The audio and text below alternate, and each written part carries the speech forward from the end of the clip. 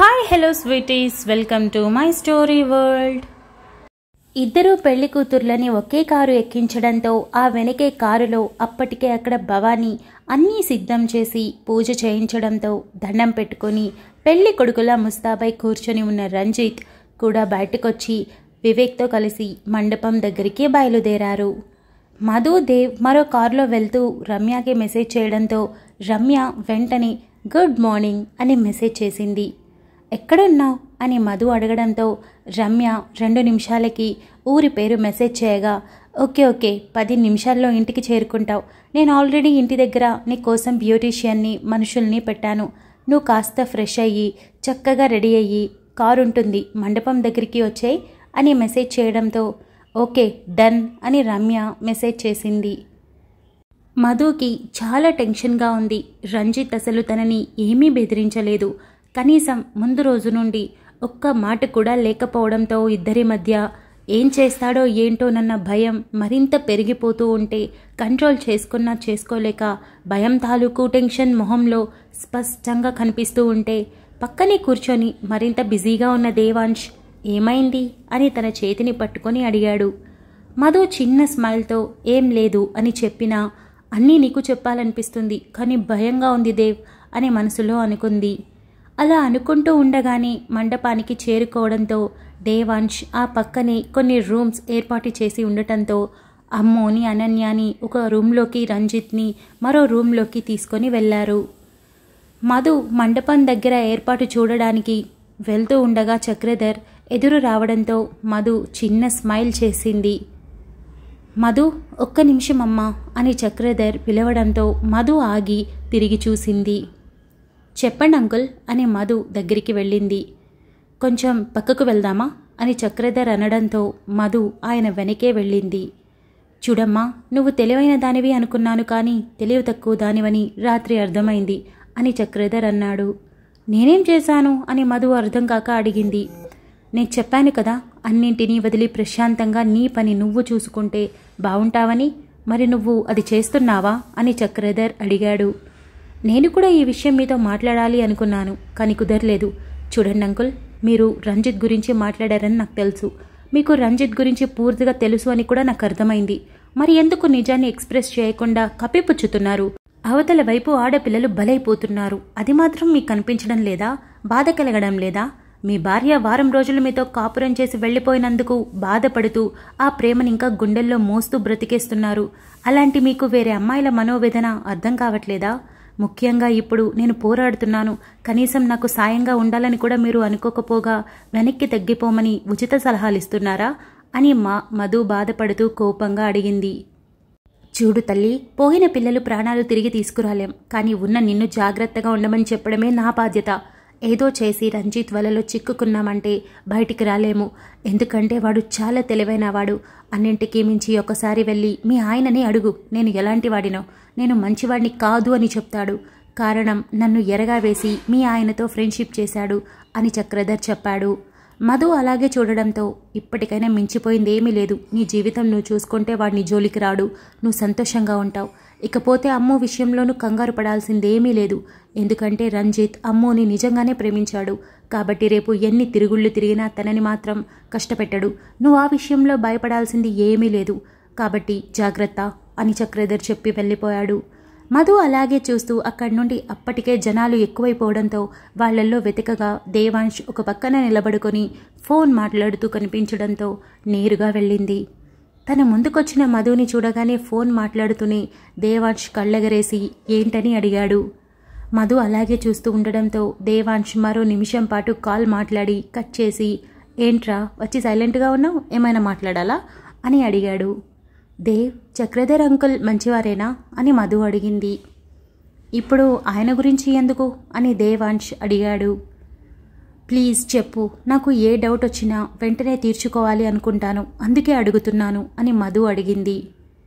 మంచివారా అంటే ఇక్కడికి వచ్చిన తర్వాత నాకు కాస్త మంచిగా కనిపిస్తున్నారు, కానీ ఒకసారి ఆఫీస్ విషయంలో కొంచెం ఫ్రాడ్ చేశారు. మన కంపెనీ ఇన్వెస్టర్స్తో చేతులు కలిపి లంచం ఇచ్చి ప్రాబ్లం అయ్యేలా చేయాలి అనుకున్నాడు. ఆ టైంలో రంజిత్ కనుక రాకపోయి ఉంటే నిజంగానే ప్రాబ్లం అయ్యేది అని దేవాంశ్ చెప్పాడు. మధు అలాగే చూస్తూ సరే అని వెళ్ళబోతుంటే దేవాంశ్ మధు చేతిని పట్టుకొని ఏమైంది అని అడిగాడు. మధు తల అడ్డంగా ఊపి చిన్న నవ్వుతో ఏం లేదు, జస్ట్ అడగాలనిపించి అడిగాను, అవతల పనులున్నాయి వెళ్తాను అని చేతిని వదిలించుకొని అక్కడి నుండి వెళ్ళింది. మధుకి రమ్య కాల్ చేయడంతో వెంటనే లిఫ్ట్ చేసి వచ్చేసావా అని అడిగింది. వచ్చేసాను, జస్ట్ ఇప్పుడే. నువ్వు ఇంటికి రావచ్చు కదా, ఇద్దరం కలిసి వెళ్దాం, ఇంకా ముహూర్తంకి టైం ఉందిగా అని రమ్య అడిగింది. మధు ఆలోచించి ఒకవేళ రంజిత్కి తను వచ్చిన విషయం ఏదో విధంగా తెలిసి తనని మిస్ చేస్తాడేమో అన్న చిన్న ఆలోచనతో సరే వస్తున్నాను, ఈలోపు నువ్వు ఫ్రెష్ అయ్యి రెడీ అవుతుండు అని మధు చెప్పి అక్కడి నుండి వెళ్తూ ఉండగా ఎక్కడికి రా అని రాఘవేంద్ర అడిగాడు. మామయ్య ఇంటి దగ్గర నా ఫ్రెండ్ వచ్చింది, తనని తీసుకొని వచ్చేస్తాను, 10 నిమిషాలు దగ్గరే కదా అని మధు చెప్పింది. అలాగే అని రాఘవేంద్ర అనడంతో మధు వెళుతూ ఉండగా తన రూమ్లో నుండి బయటకొచ్చి నిలబడుకొని వచ్చిన వాళ్లతో మాట్లాడుతున్న రంజిత్ వైపు చూసింది. రంజిత్ తన వైపు చూసి చిన్న స్మైల్ చేయడంతో వెళ్తున్న మధు అడుగు ఆపి రంజిత్ వైపు వెళ్ళింది.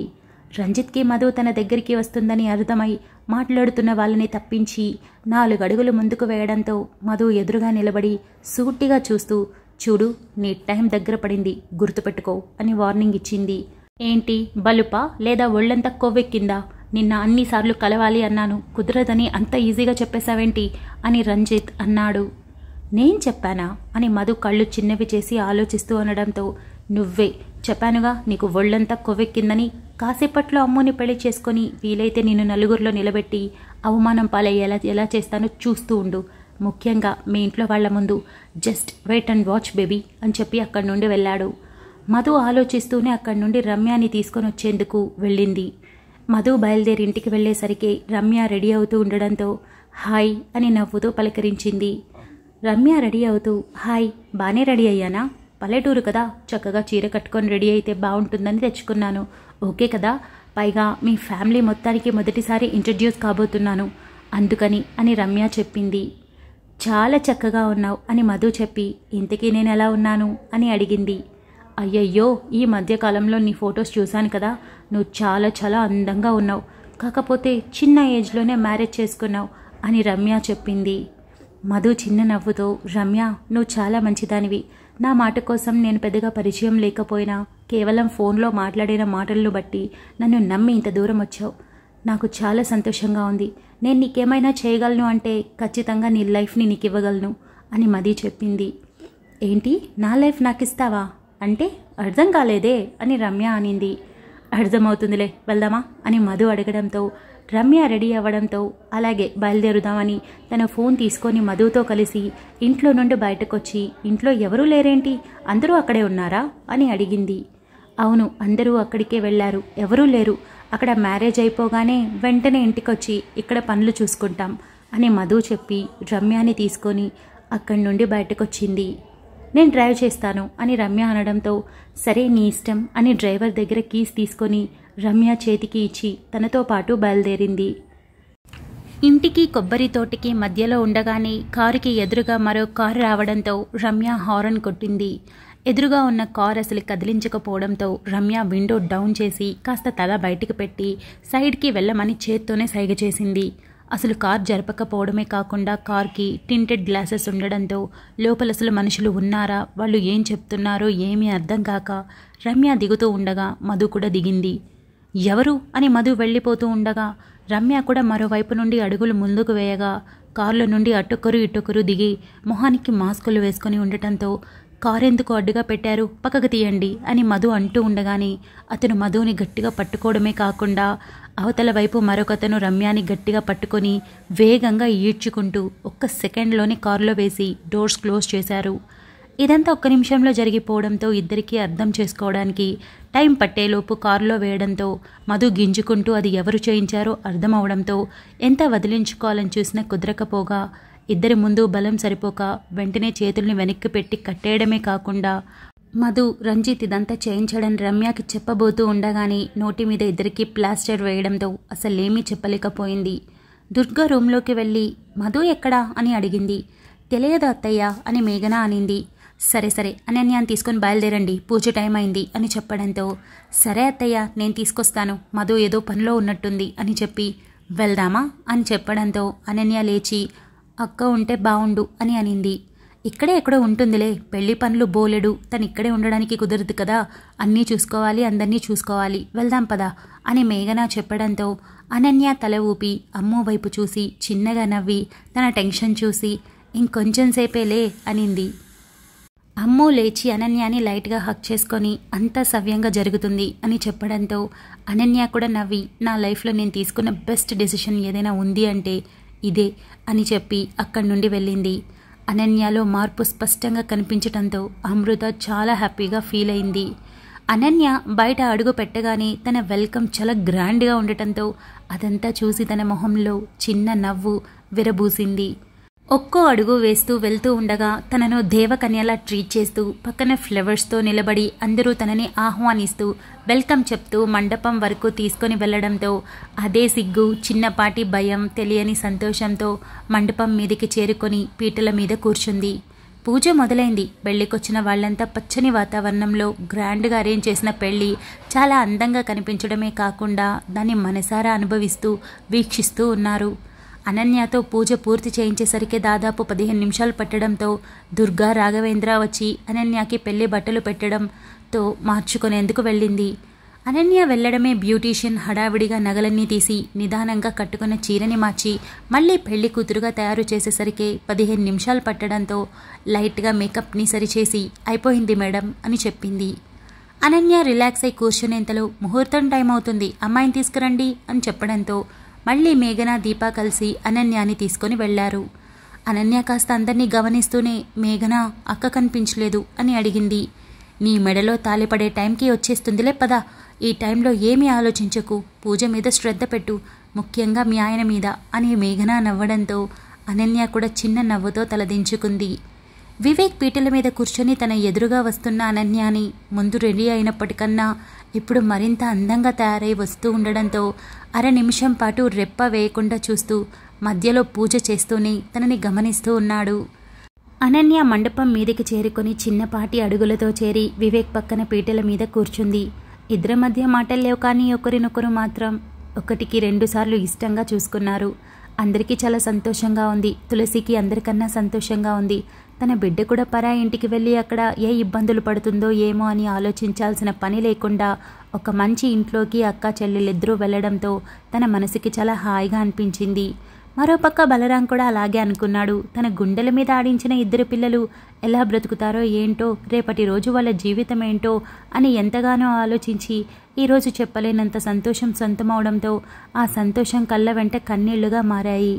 పూజ పూర్తయి అడ్డుతెర పెట్టడమే కాకుండా ఇద్దరితో జీలకర్ర బెల్లం కూడా పెట్టించడంతో ఆ తంతు పూర్తయి ఇద్దరినీ ఒకరినొకరు ఇష్టంగా చూసుకున్నారు. వివేక్, నువ్వు చాలా లక్కీ, చూడు మా అనన్య బంగారు బొమ్మలా ఉంది అని పవన్ అనడంతో వివేక్ చిన్న స్మైల్ చేసి అనన్య వైపు చూశాడు. హలో, అంతలేదు, నీ మరుదులు చాలా లక్కీ, మా బావ దొరికాడు అని మేఘన అనడంతో అంతలేదమ్మా, ఈ మాట నేను అనటం లేదు, అందరూ అంటున్నారు, కావాలంటే వెళ్ళి బాగా విను అని పవన్ వెక్కిరింపుగా అన్నాడు. నువ్వే పోయి విను అని మేఘన నాలుగు బయటపెట్టి వెక్కిరిస్తూ అనడంతో అబ్బబ్బా, మీ ఇద్దరు మీ అల్లరి ఆపండి, వాళ్ళిద్దరూ చూడు అన్నీ వినడం మానేసి ఒకరినొకరు ఎంత చక్కగా చూసుకుంటున్నారు అని సాగర్ అనడంతో పవన్, మేఘన, దీప అందరూ ఇద్దరి వైపు చూసి సచ్ ఏ క్యూట్ కపుల్ అని దీప అనింది. ఆ తంతు పూర్తయ్యాక ఇద్దరిని పక్కపక్కన కూర్చోబెట్టి 5 నిమిషాలు పూజ పూర్తవగానే తాళిని వివేక్ చేతుల్లోకిచ్చి కట్టమని చెప్పడంతో ఒక పక్క ఎంతో శ్రావ్యంగా వినిపించే మంత్రాలతో పాటు బాజా భజింత్రీలు కూడా హోరెత్తుకోగా అందరూ ఆ మూమెంట్ కోసం ఎదురు చూస్తూ ఉండగా వివేక్ అనన్య వైపు చూసి తన మొహంలో కంగారు చూసి ఏమైంది అని అన్నాడు. అక్క కనిపించలేదు అని అనన్య చిన్నగా చెప్పింది. వివేక్ కూడా చూడడంతో కనిపించక ఇక్కడే ఎక్కడో ఉంటుందిలే, కంగారు పడకు అని అన్నాడు. అని అనన్య చిన్నగా తల ఊపింది. వివేక్ చిన్న స్మైల్తో తాళిని తీసుకొని లేచి చూడగా అనన్య వివేక్ వైపు చూసి ఆ తాళిబొట్టు తన చేత పట్టి తన గుండెల మీద తాకించగానే ఒక క్షణం కళ్ళు మూసి తెరిచి తల ఎత్తి సారీ, ఆ రోజు ఇష్టంగా కట్టించుకోలేదు, ఈరోజు మనస్ఫూర్తిగా కట్టించుకుంటున్నాను, thank you so much for coming into my life అని చెప్పింది. వివేక్ మొహంలో తెలియని సంతోషం, కళ్ళల్లో లైట్గా కన్నీళ్లు చేరగా వణుకుతున్న చేతులతో 3 ముళ్ళు వేసి అనన్య పక్కన కూర్చున్నాడు. అనన్య తాళిని చూస్తూ ఉండగానే వివేక్ అనన్య వైపు తిరిగి దయచేసి నేను ఇచ్చిన అవకాశాన్ని పాడు చేసుకోవద్దు అని చిన్న నవ్వుతో చెప్పాడు. అనన్య లైట్గా స్మైల్ చేసి తల అడ్డంగా ఊపింది. అందరి చేతుల్లో అక్షతలు పూల వర్షమై ఇద్దరి మీద పడటంతో ఆ భగవంతునితో పాటు అందరి ఆశీర్వాదాలు ఇద్దరికి దక్కాయి. ఇక తర్వాత ఒక్కొక్క తతంగం పూర్తవుతూ ఇద్దరు మనసులో ఉన్న చిన్నపాటి సందేహాలను పక్కన వదిలి ఆ పెళ్లిని, ఆ మూమెంట్ని ఎంజాయ్ చేయడం మొదలుపెట్టి ఒకరి మీద ఒకరు తలంబ్రాలు కూడా ఇష్టంగా పోసుకొని ఆ వెంటనే అరుంధతి నక్షత్రం చూసేందుకు వెళ్లారు. మొదటి పెళ్లి మొత్తం సవ్యంగా జరగడంతో అందరితో పాటు రంజిత్ కూడా ఆ పెళ్లిని ఎంజాయ్ చేస్తున్నా అమృత మాత్రం బయటికి రాకుండా అక్కడే రూమ్లో ఉండి ఆ పెళ్లిని బయట అరేంజ్ చేసిన ఎల్ఈడీలో కాస్తంత తొంగి చూస్తూ ఎంజాయ్ చేసింది. మిగిలిన తతంగం మొత్తం పూర్తయ్యేసరికి మరో 20 నిమిషాలు పట్టడంతో ఒకేసారి అమ్ము, రంజిత్ పెళ్ళయ్యాక అందరూ విషెస్ చెప్పేందుకు వెళ్ళొచ్చని బంధువులు ఎక్కడ వాళ్ళు అక్కడే ఉండడంతో ఇద్దరి పెళ్లి పూర్తవడంతో అక్కడి నుండి లేచి ఫ్రంట్ రోలో అరేంజ్ చేసిన స్పెషల్ చైర్లో వివేక్, అనన్య కూర్చున్నారు. వెంటనే రంజిత్ని పూజ చేసేందుకు మండపం మీదికి పిలవడంతో రంజిత్ పూజ చేయడం మొదలుపెట్టాడు. ఆ వెనువెంటనే తాను రెడీ అవ్వడానికి వెళ్ళగా అమ్మోతో పూజ చేయించి పెళ్లి చీర మార్చుకునేందుకు పంపించారు. సుభాష్ దేవాంష్ పక్కన నిలబడి మండపం కింద నిలబడుకొని ఉన్న చిన్నపాటి టెన్షన్ కలగడంతో ఏం చేసినా సరే అమ్మో మెడలో తాళి మాత్రం కట్టి తీరాల్సిందే అని చుట్టూ చూడగా మధు ఎక్కడా కనిపించకపోవడంతో సుభాష్ కాస్తంత పక్కకి వచ్చి మధుకి కాల్ చేశాడు. మధు ఫోన్ రింగ్ అవుతున్నా ఎత్తకపోవడంతో ఎక్కడికి వెళ్ళావురా నువ్వు అని సుభాష్ అనుకుంటూనే ఊపిరి పీల్చుకొని వదిలి తిరిగి మళ్ళీ దేవాంష్ పక్కన వచ్చి నిలబడ్డాడు. రంజిత్ రెడీ అయి పీటల మీదకి రావడంతో పెళ్లి కూతుర్ని కూడా పిలవండి అని పూజారి చెప్పాడు. అమ్ము మరో 5 నిమిషాల తర్వాత ముందు కన్నా ముద్దుగా తయారై ఒక్కో అడుగు వేస్తూ వస్తూ ఉంటే సుభాష్ గుండె వేగంగా కొట్టుకోవడం మొదలైంది. దేవుడా నువ్వే కాపాడాలి, జీలకర్ర బెల్లం పెట్టే క్షణం ముందైనా సరే నేను తాళి కట్టేస్తాను, తర్వాత నీ ఇష్టం, ఏం జరుగుతుందో ఏంటో అని పక్కనే ఉన్న దేవాంష్ వైపు చూసి బావా నన్ను నువ్వే క్షమించాలి, నీకు విషయం అర్థమైతే అందరూ నన్ను సపోర్ట్ చేస్తారు, కానీ ప్రస్తుతానికి నేను నా చెల్లి వైపే నిలబడుతున్నాను, అమ్మూ లైఫ్లో ఎప్పటికైనా నువ్వు నన్ను క్షమిస్తావనే నమ్మకం నాకుంది అని మనసులోనే అన్నీ చెప్పుకొని అడుగు వేస్తూ తన పక్కనుండే అమ్ము మండపంకి వెళ్తూ సుభాష్ వైపు చూసి వెళ్ళి పెళ్లిపీటల మీద కూర్చోవడంతో రంజిత్ అమ్మూని చూసి మనసులోనే అంత అందం కాసేపట్లో తన సొంతం కాబోతుంది అన్న హ్యాపీనెస్ తన మొహంలో నింపుకున్నాడు. పవన్, మేఘన, సాగర్, దీప అందరూ అక్కడే ఉండటంతో పవన్కి విషయం తెలిసి సుభాష్ వైపు చూసి పైకి రారా అని పిలిచాడు. పిలుస్తున్నారుగా వెళ్ళు అని దేవాంష్ అన్నాడు. సుభాష్ ఎంతో ధైర్యంతో ఒక్కో అడుగు వేస్తూ మండపం మీదికి చేరుకుని పవన్ పక్కన నిలబడ్డాడు. Thank you so much for listening guys. Update నచ్చినట్టయితే లైక్ చేయండి, షేర్ చేయండి, కమెంట్ చేయండి, అలానే సబ్స్క్రైబ్ చేసుకోండి. వచ్చేసాను ముచ్చట్లకి. లాస్ట్ అప్డేట్ కమెంట్స్ గురించి మాట్లాడుకుంటే ఫస్ట్ మైరాని ఎక్కువ ఏడిపిస్తున్నారు, సంజుకి తెలిసేటట్టు చేయండి అంటే కథ అక్కడే ఆగదుగా, ముందుకు వెళ్తుందిగా, ముందు ఏం జరుగుతుందో తెలుస్తుందిగా, జస్ట్ వెయిట్ అండ్ వాచ్, ఇంతే చెప్తాను. ఒక కామెంట్ ఏమొచ్చిందంటే మైరా ఎక్కడికి వెళ్ళినా సంజయ్కి తెలుస్తుంది కదా, మరి ఈ విషయం ఎందుకు తెలియదు అని. దీనికి ఇదే ప్రశ్న మనం ఒకరి నోట్లో నుండి వింటాము, దానికోసం వెయిట్ చేయండి అప్పుడు ఏం ఆన్సర్ వస్తుందో. అప్పటి వరకు మీరు కొంచెం ఎదురు చూడాలన్నమాట. జస్ట్ ఒక 2 అప్డేట్స్ ఎదురు చూడాలి ఈ ప్రాబ్లమ్ సాల్వ్ అవ్వడానికి. ఇక ఈ అప్డేట్ ఎలా అనిపించింది, ప్లీజ్ అక్క ఇంకో అప్డేట్ ఇవ్వండి అంటారా? ఇవ్వను, రేపే ఇస్తాను. మీరు అనుకోవచ్చు రివెంజ్ చూపిస్తున్నావా, శాడిజం చూపిస్తున్నావా అని. నిజంగా చెప్పాలంటే అది ఏమీ కాదు, నా హెల్త్ బాగోలేదు. 2 అప్డేట్సే నాకు నిజంగా చాలా కష్టంగా ఉంది. కానీ ఎంతో ట్రై చేసి అలవాటు చేసిన తర్వాత అది మనం మాన్పితే పసిపిల్లలకి రోజు ఒకటి ఇస్తూ ఒక చాక్లెట్ ఇస్తూ ఇస్తూ ఇస్తూ సడన్గా ఆపేస్తే ఎంత బాధపడతారు. అలాగే మీరు కూడా అలా బాధపడతారని మిమ్మల్ని అలా టెన్షన్గా పెట్టలేక నా డ్యూటీని నేను ప్రాపర్గా చేస్తున్నాను. ఇంకో ఎక్స్ట్రా అప్డేట్ అంటే అస్సలు అవ్వదు, అందువల్లే ఇవ్వలేకపోతున్నా, అది మెయిన్ రీజన్. ఇకపోతే ప్రాణాలు పోయేంత హెల్త్ ఇష్యూ కాదు కానీ కొంచెం ప్రాబ్లమాటిక్గా ఉన్నదే, అందుకని నేను ఇవ్వట్లేదు, అర్థం చేసుకుంటారనుకుంటున్నాను. అంతే ముచ్చట్లు. ఈ అప్డేట్ని ఎంజాయ్ చేశారు కదా, మనం నెక్స్ట్ అప్డేట్లో కలుసుకుందాం. అంతవరకు keep smiling, stay healthy, bye guys.